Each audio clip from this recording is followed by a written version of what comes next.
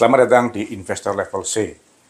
Kami coba sharing aspek fundamental agar teman-teman bisa tetap tidur tenang meskipun banyak badai di bursa. Tonton sampai habis ya.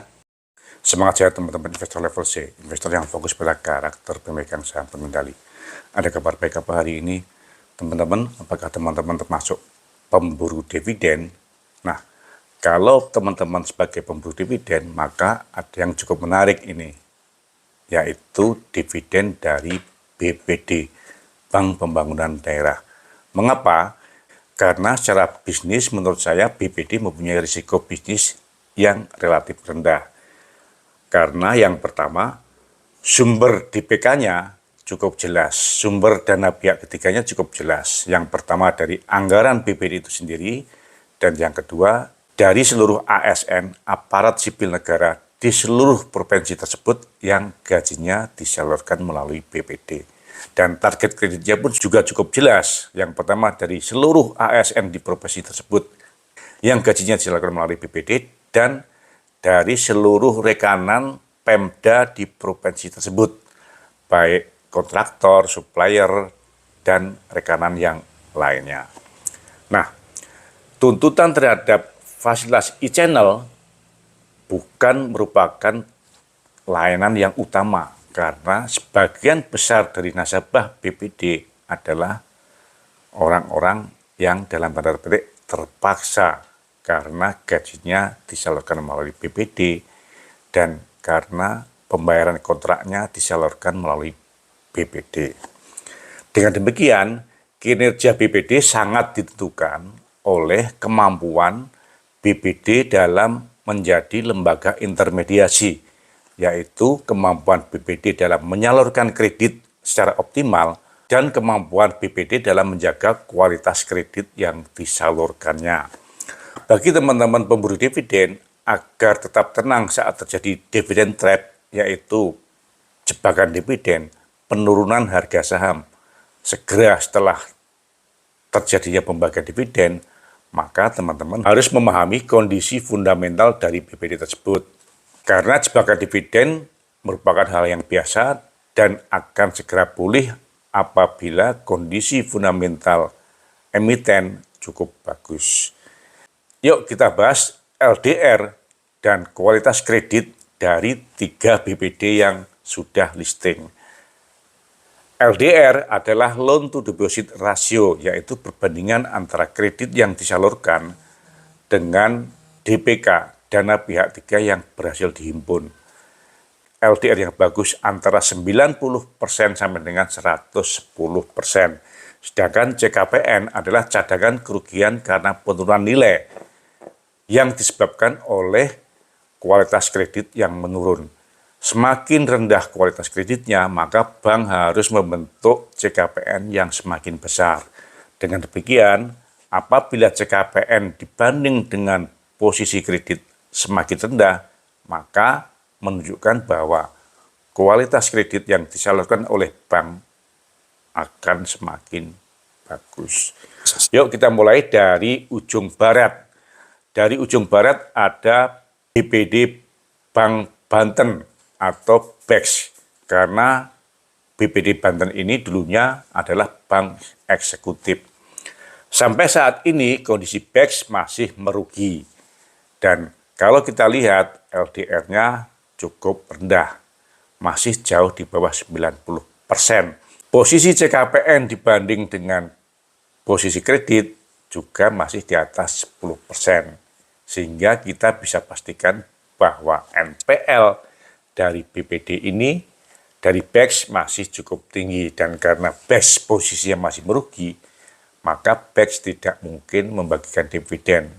Kita skip BEX, kita lanjut ke BJBR, Bank Jabar dan Banten. Bank Jabar dan Banten ini masih dimiliki oleh 2 provinsi, yaitu Provinsi Jawa Barat dan Provinsi Banten. Dengan demikian, Provinsi Banten mempunyai 2 BPD, BJBR dan BEX. Namun BEX masih bergelut dengan kondisi NPL yang masih cukup tinggi. Untuk BJBR sendiri, saat ini kondisinya sangat bagus. Posisi LDR 96%, sehingga kondisinya cukup bagus, dan CKPN dibanding dengan posisi kredit di bawah 2%. Dengan demikian, kita bisa pastikan bahwa kondisi kualitas kredit BJBR adalah cukup bagus.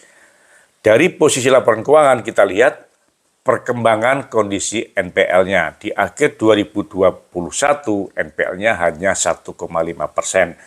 Dan di akhir September 2022 hanya 1,3%. Kondisi NPL ini sangat bagus, apalagi dalam kondisi saat ini yang belum pulih dari COVID. Kita lanjut ke BJTM, BPD Jawa Timur.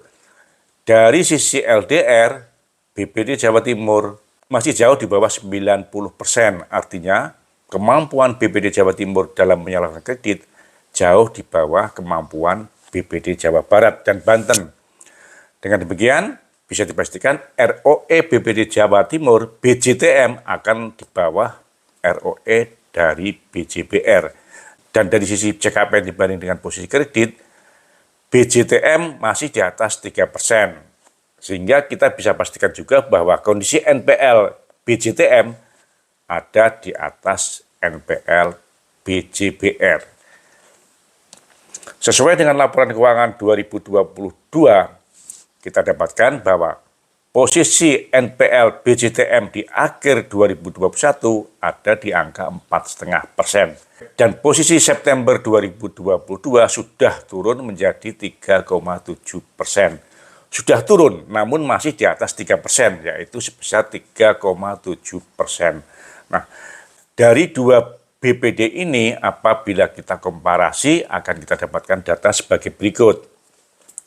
Untuk BJBR, PER kita dapatkan 5,79%, PBB 1,01, dan ROE 17,51%. LDR-nya 96%, CKPN dibanding kreditnya 1,7%, dan NPL-nya 1,3%. LDR berkorelasi dengan ROE. Semakin tinggi LDR-nya, semakin tinggi ROE-nya. Dan CKPN dibanding dengan kredit berkorelasi dengan posisi NPL. Semakin rendah CKPN dibanding dengan posisi kredit, maka NPL-nya semakin rendah juga. Untuk BJTM, PER masih cukup bagus karena di bawah 10%, yaitu sebesar 6,6%. PVV masih di bawah 1, 0,97, dan ROE 14%. LDR 56%, CKPN dibanding dengan posisi kredit 3,7%, dan NPL 3,7%. Nah, dengan komparasi seperti ini, kira-kira apabila teman-teman menghadapi jebakan dividen atau penurunan harga saham setelah pembagian dividen, kira-kira akan yakin untuk pegang yang mana? BJBR atau BJTM? Teman-teman, jaga kesehatan sambil memilih BPD mana yang akan teman-teman kolek untuk berburu dividen. Semangat sehat ya! Terima kasih telah menonton. Jangan lupa kasih komen agar channel Investor Level C dapat lebih berkualitas. Dan jangan lupa sharing agar teman-teman yang lainnya bisa mendapatkan manfaat dari channel Investor Level C. Terima kasih.